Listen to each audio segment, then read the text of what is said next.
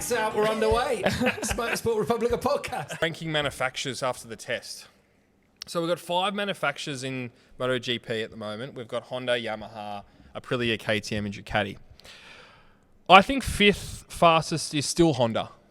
Still the slowest? I think the slowest is still Honda. I think you're not going to get... I won't get any argument out of you. I agree doesn't with mean that. they're bad. They had a good test in Thailand, but as we keep saying, someone has to finish last. I mean, they all should improve year on year. You know what's crazy? Bro, this is how much of an upside down Twilight Zone world we live in. When they had the Bangkok the launch. Yep. They had all the bikes lined up. They had like Aprilia, Ducati at the front, like KTM, VR46 in the middle. HRC Factory was dead last at the back. I couldn't even see the bikes. When would you think that would happen?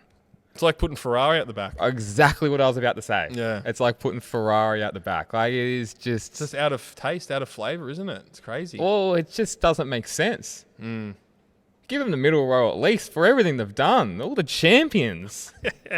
You're only as good as your last race, James, as they say. Back to Honda. As I said to you before, I think the stop-start nature of that Buriram track, I think, would help that bike to a certain extent. And but Mir's simulation in the test was pretty incredible. So 4th, 3rd, and 2nd. Yeah. Really tight, I think. And that's probably going to... Really tight, really? Yeah, I think that's going to be the really exciting thing going into this year is... Yamaha, I think, is still the 4th fastest bike. I think Quartararo is outperforming that bike still. I think he has for the last few years, as we all know. It's really close between them. But I think Yamaha as a whole is still 4th fastest. Because I think we didn't see much out of Miller. Granted, he had a really good test. Really good test. Miguel Oliveira came out and said Jack Miller's riding style absolutely suits that Yamaha and he's quick. That's exciting. And then Rins, poor Rins, I mean, we know he's on... probably a quarter of a leg. He's like the Metallica song, Broken, Beaten, Scarred. Get that Metallica riff going, Curdy. So then it comes down to, for me, KTM or Aprilia. I'm going to go 3rd fastest after the test. KTM, I think they did really struggle.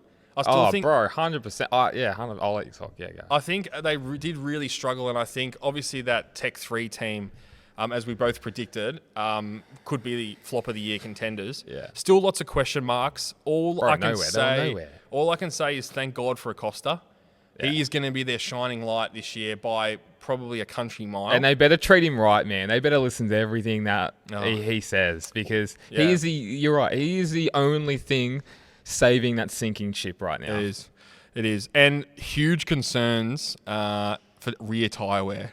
There were some photos that came in after their long runs. Shredded. Tyres shredded. So not to blame Jack Miller from last year? Shredded. And I was thinking to myself, thank God Jack Miller is off that bike. They looked like the worst rear tyre I've ever seen in my life. But then how can Pedro Acosta have race pace? We'll see. Is it just because he's so good? The long run pace didn't look too good at Buriram from what I saw.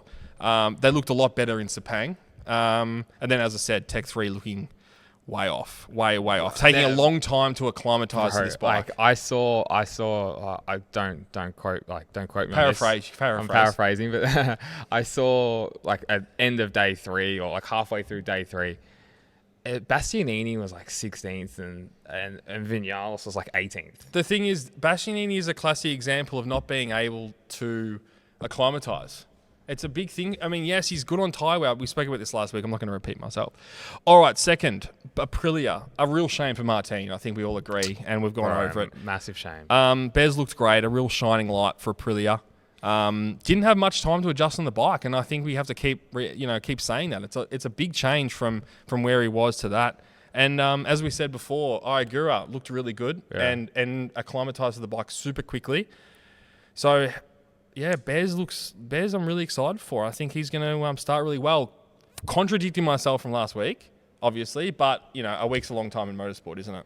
A week's a long time in anything. Ducati number 1, as we all expect. Paying $1.01, that was going to be the case. Going back to that 2024 bike, I think there's more news to come on that. I'm sandbagging. I think they're sandbagging. Yeah, maybe. It's a good one, but we'll see how good it is, that 24 bike. I mean, let's see if they go back to it.